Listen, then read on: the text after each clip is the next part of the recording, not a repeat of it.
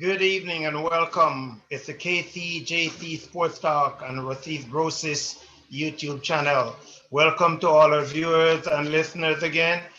John, what's going on? My co-host is John Campbell. Yes, live and direct from Kingston, Jamaica, as per usual. Indeed. Yes, Yeah, well, so the I world gather of you guys are having a lot of ever, rain in Jamaica, huh? and that's boring. In spite of, well, certainly in Kingston, Jamaica, it's raining now, which we are thankful for. We certainly give thanks for that. Because Okay. this is a time when drought rears its strange head. But we're doing Yeah. fine so far, so we give thanks. But I want to start off by touching base. We've been talking about sports psychology and the importance of psychology in sport over the past Uh-huh. couple of weeks. And just recently, again, I heard of Netball Jamaica, the Sunshine Girls. Uh-huh. They are now saying that they're going to employ the services of a full-time psychologist to work with the girls, with the ladies. And I thought that was quite fascinating that we are moving towards that direction where people are employing the correct professionals. Because let's face it, peak performance or optimal performance is always the key. And I'm sure you would agree with that. So if you Uh-huh. want to look at all the variables that will go towards making an athlete or a team, for instance, perform optimally, Right. and one such, as we have agreed before, is the input of a psychologist. So I was really pleased to hear that they're going to bring this professional to work with the team.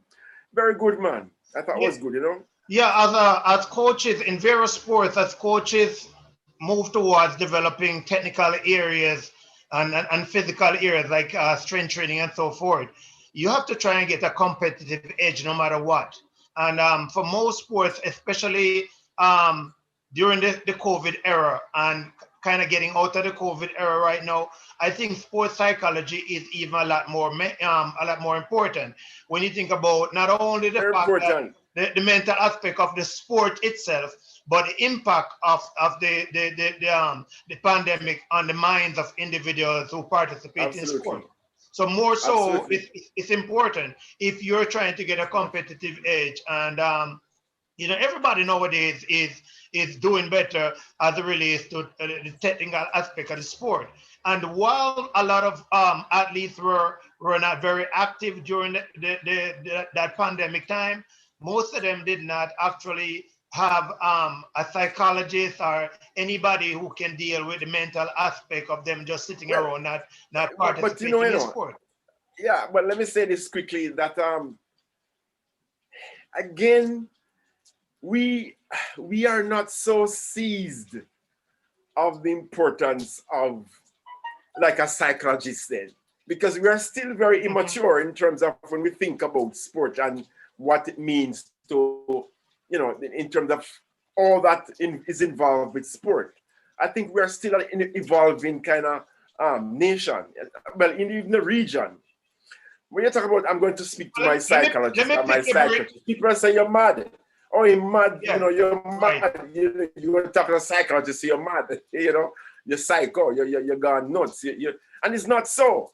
right. So I think we are just beginning to Let me pick understand. your brain a little And bit on that having matter. said that, Yeah, let me pick your brain on that matter a little bit more though. Now, what do you think it will take for people to start realizing that it's not necessarily somebody who is mentally incompetent, but it's for somebody to strengthen? It's a prevention method. It's a preventative method, as opposed to thinking that it's a treatment for somebody who is doesn't have all the medical or the mental capability. that's easy, man. All that is going to happen, all that what it requires is results. Mm-hmm. Results, as simple as that. So we have a situation where the netballers are now engaging a full-time psychologist. If they should from henceforth perform even better than they did before. That is adequate. That is adequate proof that the input of a psychologist can make a difference. I'm only saddened that Asafa Powell, Right. never engaged a psychologist. And Johan Blake also. And Johan Blake and Tiger Woods. I don't know about Tiger Woods, but I'm just assuming that he didn't. During the times when they were going through that kind of storm and stress, the latter stage storm and stress period. But let me just quickly say, though, that the netballers, the Jamaica netballers, they're actually preparing as we speak for a tri-nation series that should involve Trinidad and Tobago and South Africa in September. So they are busy preparing for that. And as you well know, many of the girls are already away playing professional leagues in Australia's and the Englands and so on. So interesting times ahead for them.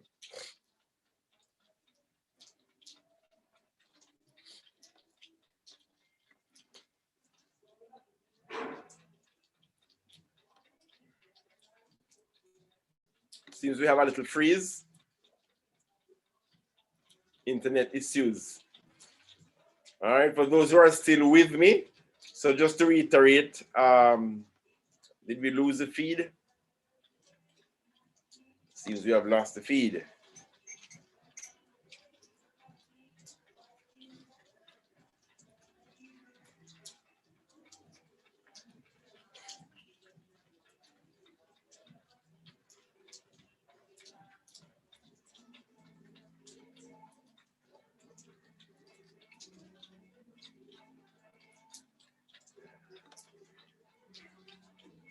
All right, I'm not too sure if I'm still on live, but in case I am, we sincerely hope that Ken will rejoin us soon. And if you're just joining us, we spoke just a while ago about Jamaica netball. They have now employed a full-time psychologist to work with the team in their preparation for a tri-nation series coming up in September that should involve Trinidad and Tobago and South Africa. We wish them the best in that regard. We also said that, and I think this is perhaps a good thing, that many of the Jamaican players, champion players, they actually are plying their trade in places like South Africa, Australia, and places like England and New Zealand, if I'm not mistaken. But yes, and that I think is a good thing, because the kind of professional grooming that they will receive in that kind of setup is invaluable. I mean, that is very good. And that could only redound to good things, positive effects when they should return to the team, to the national team. So we look forward to good things. Whilst we also wait on Ken to return, right now in Jamaica, the big talk of the day in track and field athletics has to do with Shelly-Ann Fraser and her remarkable run recently at the National Stadium, when she topped the 100-meter sprint event in a time of 10.63. Now that time makes her now the fastest woman on the planet. Again, she's actually the fastest woman on the planet. and the second fastest woman of all times, behind the famous, ill-famous, if you want to put it that way, Flo Jo. Yeah, very interesting, very interesting. But just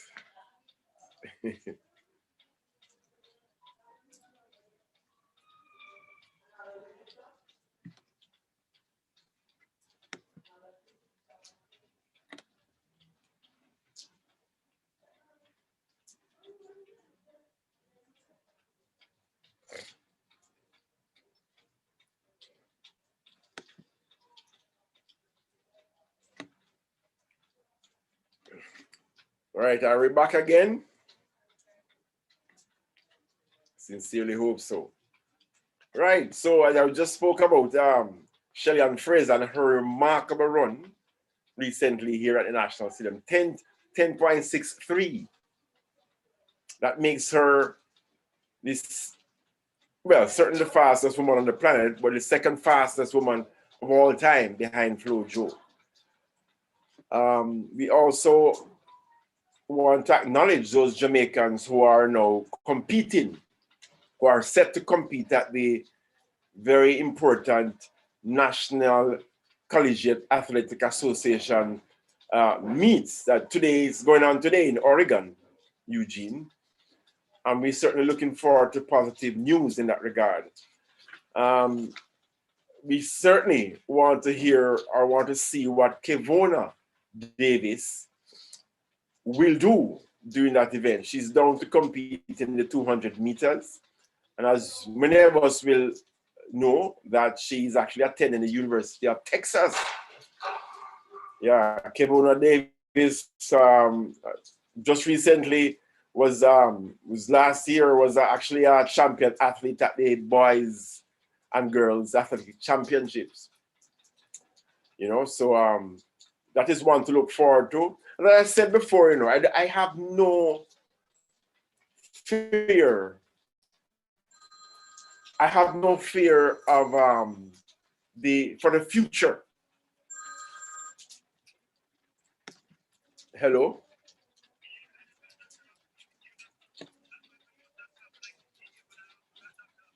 I don't know if I'm on. I was just kind of, I don't know how to this. I mean, my Zoom is still going, but I don't know if I'm on live. But so it says live on, but maybe I'm still on, you know. I mean, I just cut the video a while ago because you called. It says live and custom live streaming service. So why don't you reconnect?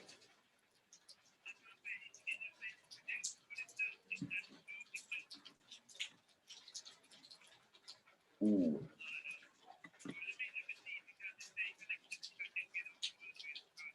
Right. Let's go back on, yeah.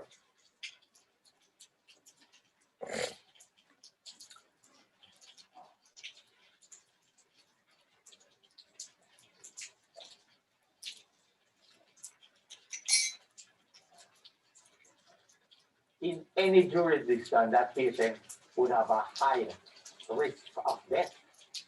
And our team here at Farmer Regional Hospital, led by Dr. Jeffrey Williams, a renowned plastic surgeon who has worked here for years, looked after that patient successfully and kept that patient alive for over a week. And it was after a week that he was able to transfer to a burn unit. He says it's a testimony of the care that can be given. One healthcare workers are prepared to work with a burn patient. You can set up a temporary burn unit which consists of an isolated area with dedicated nursing staff and institutes without sometimes require sedation to dress this wound. And I believe that case is a perfect example of what we can do under the circumstances. The lack of a burn unit in the country has been a long-standing issue. With the recall last year, for the people to establish a unit and subsidy for doctors with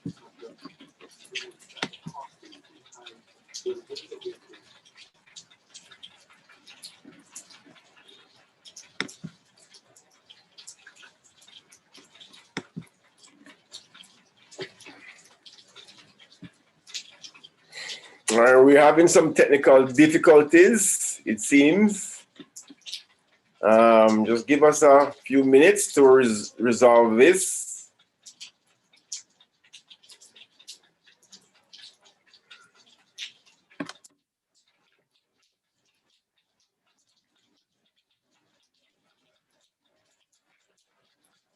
And if we're still live and if you can still hear me and see me, let me just continue with some brief notes on in track and field again. And you all would remember the Olympic 110 hurdles champion, Omar McLeod. Brilliant athlete, and he actually ventured in a field that is, I could say, very unfamiliar to the track and field landscape of Jamaica in terms of championship runs. Well, he, as you know, he's the Olympic 110 hurdles champion. And he has since recently re-emerged with a promising performance in the Netherlands, and he ran a time of 13.08 to win his event. And I guess this is all in preparation for the upcoming Olympics, Summer Olympics. We sincerely hope that Mr. McLeod will continue on his positive trend and can bring home a medal at the Olympics. He's an excellent athlete, I think. But as you well know, his event is a highly technical event, the hurdles, and it's not an easy event to maintain your peak performance over time. Whilst you can be a sprinter and the sprinting, you can sprint and maintain your sprinting. And even with sprinters, they sometimes have to struggle with form and to maintain standards.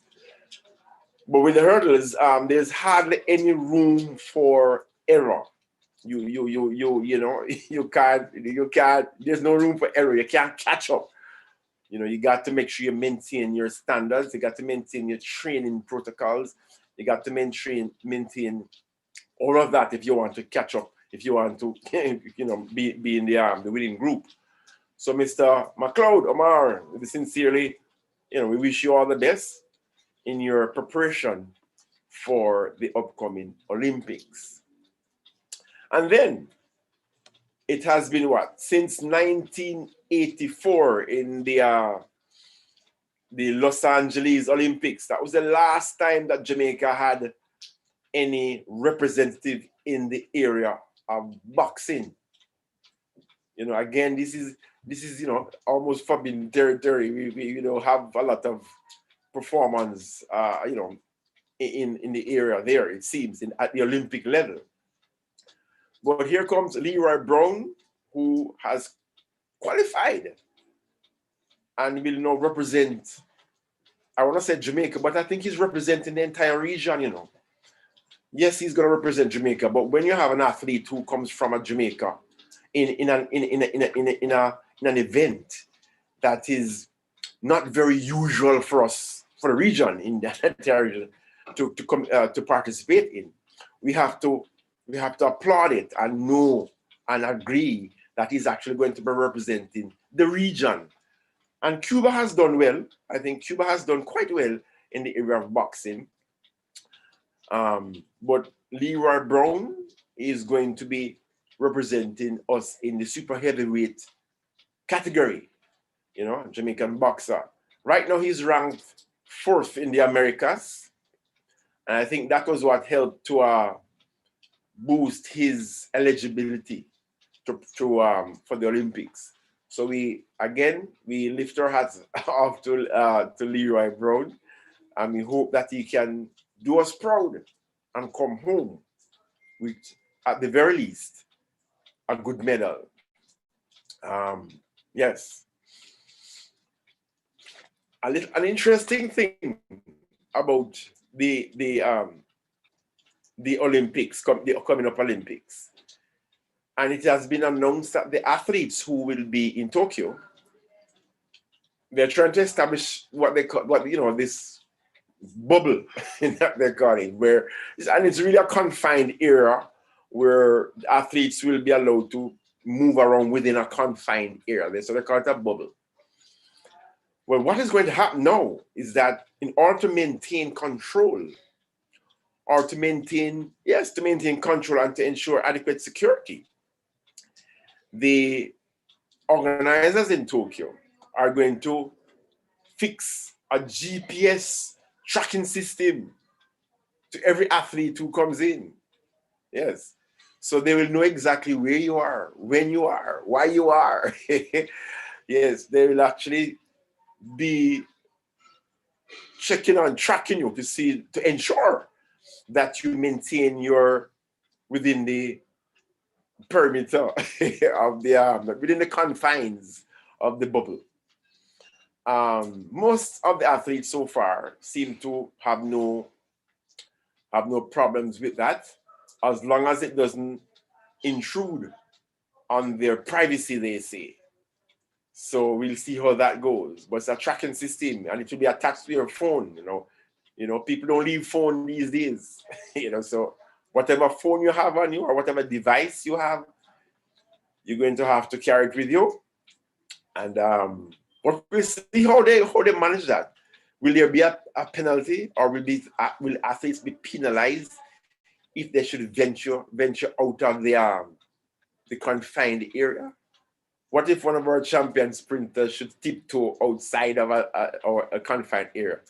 Will that athlete be punished for that? It's left to see how they will manage and how they'll do all of that. Going to be very interesting times. Of course, there's still talk about the Olympics and whether or not it should be held. At this moment, yes, people are still saying that it should be postponed or cancelled, should I say.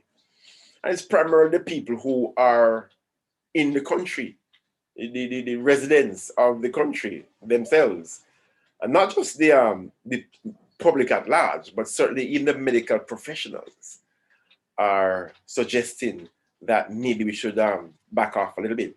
But you know it go, when so much effort and time and money is pumped into an event of this magnitude, it's always difficult to just cancel.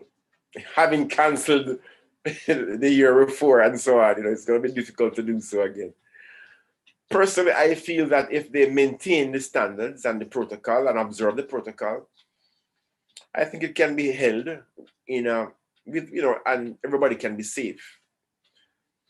They will not have any spectators, or if they do, it's going to be just a limited number of spectators. And that's to be expected. You can't have everybody rubbing shoulders again. People coming from all across the planet. You can't have them rubbing shoulders for obvious reasons. So it's going to be a very limited number of persons in attendance. And I think if you just maintain the level and the order and observe the protocols, then I feel strongly that the event can proceed in a safe, enjoyable, and successful manner. So let us see how that goes.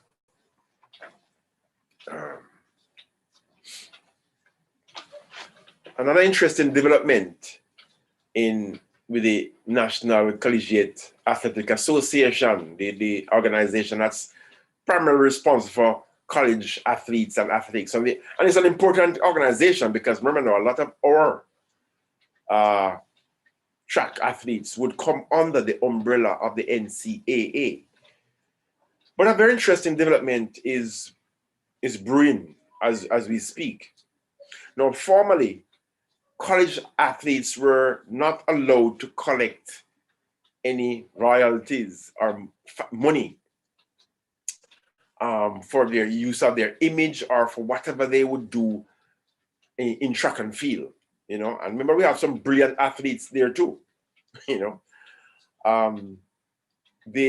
Because they're considered amateurs, you can't be paid for whatever you do. But no, I think the thinking is being changed.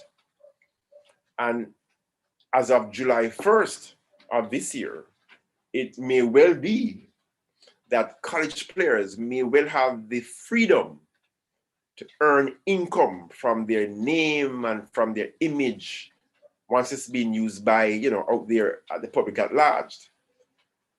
And I think that's a very interesting thing because it would mean that these athletes, it would be almost like semi-professional already in the college, whilst they're in college. And of course, that can help to, mind you, that can help for tuition, that can help them with housing. And of course, some of them would have been on scholarships, but not all. They would, it would help with their tuition, with their scholarship, with their transportation, and with just a general living. And I do believe that once you can manage it well, once the college or whosoever is going to be in charge of the athlete can manage it well, I think it's a good thing. The other thing is that the college themselves will also gain benefits from that kind of arrangement, for the recruitment, for the transfers. The colleges themselves will gain some kind of benefit as well. So it's going to be interesting to see how it goes. But it goes back again to what we have been saying, this business of sport. Sport is a business now. It's a big business. And once you're talking about business and the economics of business, then money and the management of money and funding is, it's going to happen. It's going to be the case. And that's the way we're headed. That's the way we're headed. And I don't know if that can ever, ever stop again, be stopped. That is where it's headed. I have no problem with that. All I'm saying is that once it's properly managed and the funding whatever funding that is derived from the athlete, the performance of the athlete, his image, his name, whatever, that it be channeled to the athletes for sure, and to benefit all involved, benefit the school, all these things, I think, should benefit. So that's something to look forward to. And then now, I have to talk about this. I have to talk about cricket, because for me, cricket, as I would have said before, we would have discussed before on this program, in the West Indies, cricket has gone beyond just a pastime. No, cricket has serious historical linkages and association with the entire region, the West Indies, the Caribbean region. And I guess it's on that basis why I value it so much, and why I will always want our team, the West Indies team, to do exceptionally well. Well, as you all know, over the past 10 to 15 years, we have not been doing as well as we ought to, given our resplendent history. But right now the West Indies cricket side is playing South Africa in St. Lucia. And so far, it's at the first test, and it's not looking so good so far, because the last score was West Indies was dismissed for 97 runs. I keep hoping I'm wrong, but it's 97 runs. And the South Africans are at the crease, and they are now 128 for 4. Not so bad, eh? Nice to go fight back. All is not yet lost, but when you say 97 runs, yeah, it kind of, and this is what kind of that most West Indians find most irksome. The kind of battering that we've been taking. And we're trying to figure out, how do we resolve this? How do we fix this? What is it that we're not doing? Why we are so low down on the totem pole? And we have spoken about some of the issues. And when we had Wavell Hines on the program, we also touched on some of the critical issues that need to be addressed if we wish to improve West Indies cricket. Mind you, there have been some amazing spurts of excellence over the past year or two, with individuals certainly, and with the team as well, against Bangladesh and so on. You could see where they have inherent quality, but there's something that prevents us from performing consistently at our best. And it's something that we have to work on, you know. But I also believe strongly too that for us to perform well in a consistent way, we must have a reservoir, a kind of pool, a good pool of talent from which to pick our team members. Right? So again, I'm saying that training of this talent or grooming of this talent must start at the grassroots level. And I don't know that we have prepared enough or sufficient attention to development at the grassroots level so that we can have, you know, the emergence of new, fresh, good talent. I think so along the way we lose talent. I remember, you know, there's a lot of competition from a variety of sport, basketball, well, certainly football, soccer, a whole host of games, you know. So therefore, if we want to arrest the attention of potential athletes in cricket, then we gotta start from early to teach them the rudiments, to let it be interesting for them, you know, to let them succeed at it, so that we don't have to, you know, to force them into it at a later. This is what the Australians do, the British, the New Zealanders, all these people. This is what they do. They start from early to groom them, you know. So let us see how it goes. We wish the West Indies well and sincerely hope that they can rise to the occasion and do us well. We sincerely hope so. And of course, a little bit on football. It's going to be a very short program, so as you can well imagine. But I have to, again, talk about a little football here because, as you all know, the Reggae Girls should be playing. In fact, the match has already started. I don't get the scores yet. I probably should check on the scores. But the Reggae Girls are playing Nigeria at this time. We haven't had the score yet, but we wish them well. And it's a fresh team, and many of their star players are not on the team. So it's a case of looking again at new, fresh blood. And I'm hearing the coach saying that the newcomers will have to prove themselves in order to be a part of this illustrious team called the Reggae Girls of Jamaica. It seems that Ken is coming back to the fold. You still there? Yeah, John, we were having a lot of technical issues. I see you have returned. Yes, sir. Do you have your audio on, Ken? Can you hear me? Yes. Can you hear me? Yes, I was just saying that we certainly wish the Reggae Girls every good wish as they prepare themselves and as they take on Nigeria. Mm-hmm.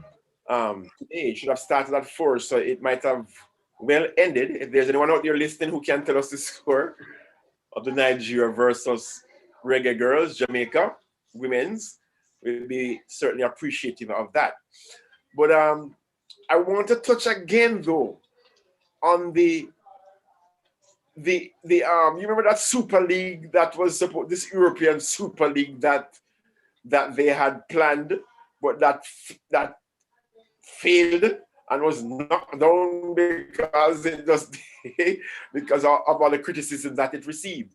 Well, now we're hearing that the English teams, the English League club teams, have been fined $31 million for their I want to say their recalcitrance, their rudeness. How dare you? But the good is, and the teams are what?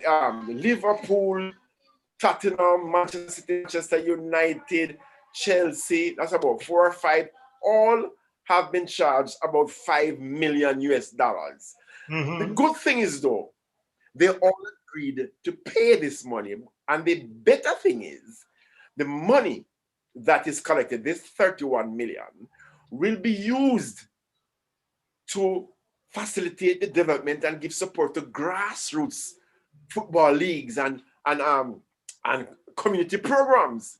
That to me is just, it smacks of excellence. So can you imagine in a few years' time, we just spoke about the need to develop talent at the grassroots. Here we know we have $31 million is going to be directed at football at grassroots. That is kids. So I am really happy that they were fined 31 millions, but more happy that the money that is garnered from this will be pumped into grassroots and community leagues and football. That I think is excellent. No question there. Ken, are you there still? Yeah, I'm there. I guess that they met and they found a way to impose some kind of sanction or some kind of a fine that is not necessarily affecting anybody except the owners. So that's a good thing, because I was worried about them trying to penalize some of the teams that were involved in such a way that the players themselves would be impacted, because I don't think the players had anything to do with it. So I'm happy that they found a way to do this without, impacting the players and supporters. So it's they find a way to dig into the pockets of these wealthy owners, but not impacting the players. So that's a good thing. Yeah. And support. And as I said earlier, I think it's for a good, worthy cause. That is a part I think I like. So. And they didn't object to it. It seems they all willingly say, yeah, let us give this 5 million. But the other interesting thing is, this $5 million was nothing to them, It's nothing to them. Not a problem at all. 5 million is nothing. Yeah, professional league. Before you, whilst you're away, Ken, I know we're almost done on time, but just to reiterate some of the things I mentioned during your absence, I mentioned that right now in Jamaica, there's a whole, everybody's in uproar, should I say, over the performance of Shelley and Fraser. Yes. Recently at the National Stadium. And I also mentioned that indeed she is the fastest woman on the planet, but better yet, the second fastest woman of all time. Yes. Only to be topped by Miss Flo Jo, with a question sign behind her name nonetheless. But so I think that's a remarkable thing. You probably can comment on this, but before you comment, let me just say to you that right here on social media, it was a big argument about whether Shellyan should resign, that she should resign before the next Olympics, citing that she was pregnant, and citing that she's a little older now, and so on, and she should resign while she's on top. I saw that as balderash, nonsense. To me, let her perform. Let her perform. Well, it's a good thing she didn't resign and listen to them. It's a good thing. But I'll give you a few minutes to talk on this. Well, yes. Well, you know what happened? That was no doubt a stunning performance. I think it was even surprising to Shelley and herself. And nobody was expecting that. But that's the way it is in track and field. If you pay attention to the sprints especially, when somebody is executing their race well, everything seems like it's so smooth, and it looked like the person is not moving. If you remember when Usain Bolt broke the world record and went back and broke the world record again, when you look at the running, nobody thought he was running that fast. When you and Blake run that 200 meters and did at I think it was 19.96 or something like that, then nobody expected that he was running that fast. You know what I mean? Which was, so then whenever the race is executed properly, then you tend to get carried away, because I guess most of your attention is focused on how well the person is executing the race, if you know about the race. So I was watching the race, and I wasn't expecting that time. The only reason why I said, you know, I was actually watching the timekeeping board also. And then when I look at where he stopped at, I was like, wait a minute, no, did I just say 10? Did I just say 10, 6, 5, you know? And then they rounded it down to 10.63, I think, you know, but yeah, it's not surprising to me at all that she's performing well. Maybe the time is surprising this early in the season, considering the fact that she has, I think that was about her second or third race. Well, that's the next thing. Let me just stop you there, because this is, you know, when I listen to people, the criticisms about her should resign and things like that. And I'm saying that a lot of these people don't understand training, you know, right? And how people, and you know, how people peak at the time that people peak, and how you perform, and your target, you train towards a certain target, and so on. I don't find a lot of people understand that fully.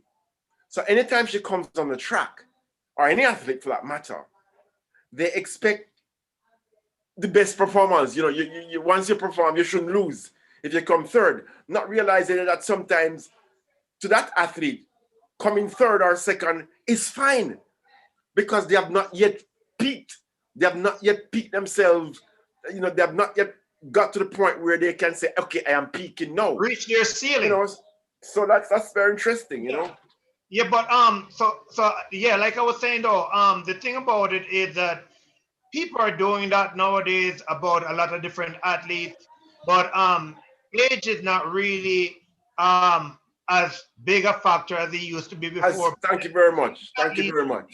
Athletes, they're making use of the technology, that's out there, and the science. And the science that's involved in the sport. So it's Thank not you very really much. concerned. You know, the GOAT in football right now is Tom Brady. You know, Tom Brady is what, 41 or what is 43 years old? You know what I mean? And then we talk about Jack Nicholson in golf the other day, and then we talk about Serena Williams is still one of the top players in tennis. So when you think about that, you know, they understand how to better take care of their body. And in Chilean Jamaican athletes, they have a very good coaching system, and Shelly and Fraser will know when it's time for her to. But you remember this fellow by the name of Kim Collins also? Yes. He did quite well at age, what, 40 something or something near about. So, you know, so let us not let the athlete, to me, they're professional athletes. They compete. That's what they do. They compete. Leave them to compete. They will know when it's time to. And then something I really want us to discuss also is the fact that Shakira Richardson, who was before Shelly and Fraser, she had the royal leading time. Right. You know, she came out and she said, well, no reason to give thanks, but because of her, in so many words, because of her, a lot of athletes are performing a lot better. You know, and I actually made a comment relating to that. I don't think there is any female Jamaican sprinter who is using her as the target by which they're judging themselves. Because, you know, Jamaican sprinters are so mature, and the coaching system is set up in such a way, like we said before in this program, that they actually compete against themselves. You know, so there is no need for anybody to glorify themselves and say they have something. I don't think there's any athlete out there, whether it be from Britain or America, that impact Jamaica's performance. You know, it's all based on how they compete against each other. It has nothing to do with that. Right, you know, they know better than paying attention. Can you imagine the... Go ahead. Yeah, I was saying to you, can you then imagine the race? I think there's a Jamaica trials coming up. Can you imagine that race between Shelly-Ann, Elaine Thompson, Brianna, and wait a minute, no. And you have also have Kimber Nelson. Yeah, can you imagine that race? Right, That is a and you work. have who else now? There is somebody else I'm missing, but Yes, man. But I was just saying that. Can you imagine that that is a world class Diamond League quality race? You know, you realize that yes, sir. that is not no joke race. You know. Yeah. Yeah, man. I So want to be there at the stadium we to just actually witness this have one. like 5 ladies who are running sub 11. We actually have 5 ladies. I can't recall that ever happening in the history of Jamaican track and field, because so far leading so far is of course Fraser Price, and then you have Elaine Thompson, then you have Natasha Morrison, right? And then you have Kimber Nelson, also have a sub 11, and also Brianna Williams sub 11. So think about what that is going to be. And Yeah. then we're missing one athlete too. We're missing one athlete too, because I do believe that Akira Nugent is going to run in the 100 meters also. So it's going to be, all firepower come Yeah. in about 2 weeks, right? We have the national. Yeah, man. So it's very interesting times ahead. Yeah, and then at the meet last week, I just want to mention that at the meet last week, we had our own Russies athletes that they were performing there at that same meet, and that we have people like it was Russies athlete Javon White. He had a personal best at that meet, and also our own Lavanya Williams had a personal best at that meet. The 15-year-old Lavanya Williams I think she ran 11.81 in the 100 meter. Okay. And she also ran, as a matter of fact, that number is correct. She ran 11.81 in the 100 meter, and she clocked at 24.21 in the 200 meter, which better her previous mark of 24.5 seconds. So we also had other athletes like Aliyah Francis who ran there also. These athletes are performing because the Royal Under 20 is coming up. So they're performing and sharpening up themselves for all of those meets that are coming up. So overall, it was good for those athletes also, our own Russies athletes, to be able to go there. Raheem Scott also did very well, to go there and see what to rub shoulders with the pros and see what it takes to get to their level. So that was good for the Russies athletes also. I think track and field, the future of track and field in Jamaica, never mind what people are saying, I think we have an exciting future ahead of us. I want to touch briefly, because the time is going to expire on us, and I can't go beyond the hour, we know that. But I want to touch on something that I mentioned and get your quick views on it. I know that in the Tokyo Olympics, that they spoke about putting the athletes in a bubble so that the Olympics can be done in a safe and secure manner. So the athletes will be in a confined area. In addition to that, though, the organizers are also going to be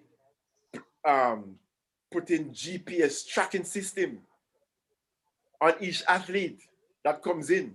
In other words, once you come in the confined area, you will have a tracking system on you, on your device, on your phone or whatever, that wherever you go, they will know. In other words, if you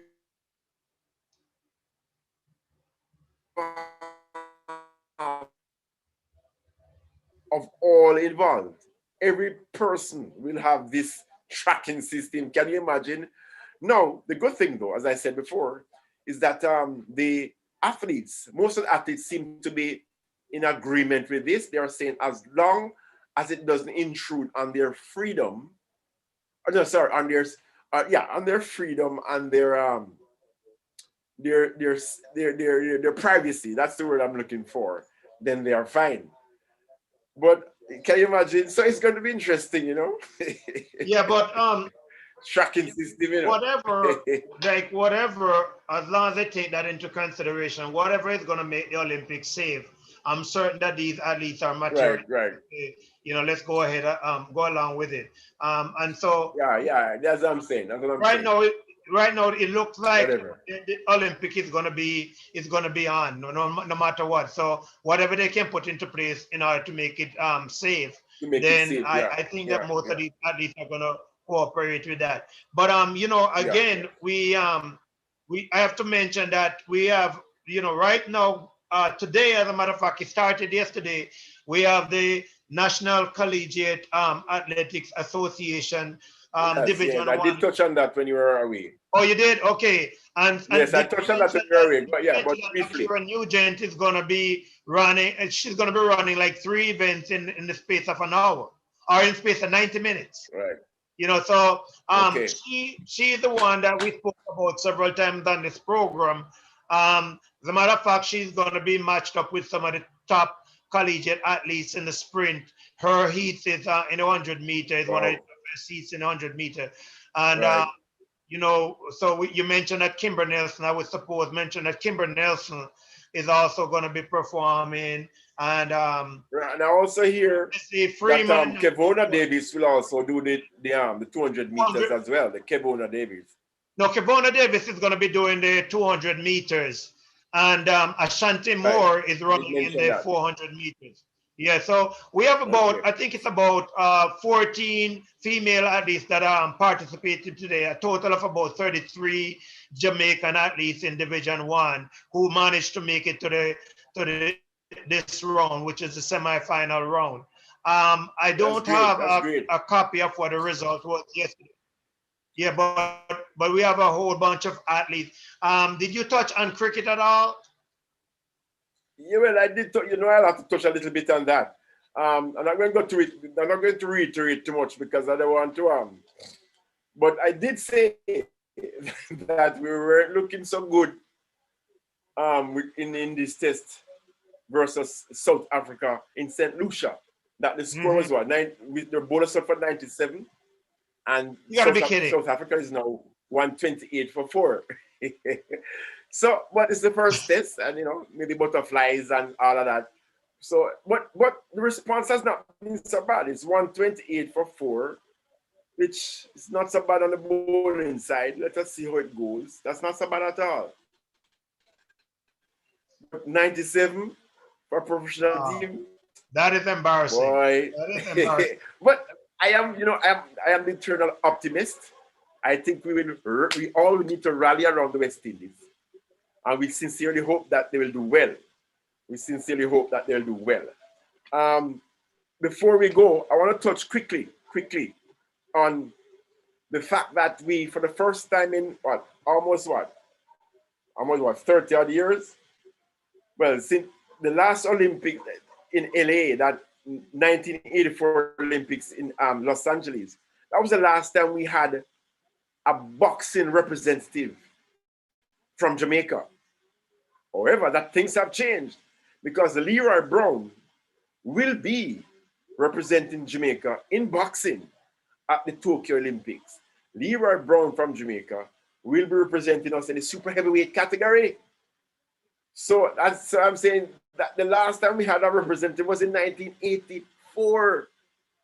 And we have never had one since. All right, folks, I think the service has been cut again. So I think I will just conclude by thanking everyone who would have joined. And as the saying goes, make sure you subscribe to the channel.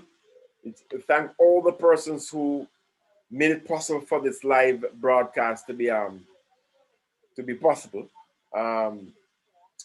And we look forward to seeing you next week, Thursday, with more news and briefings on sport. So we say, one love to all of you, Brosis family. Take care of yourself and keep on doing the good things that you're doing. Peace and love to all.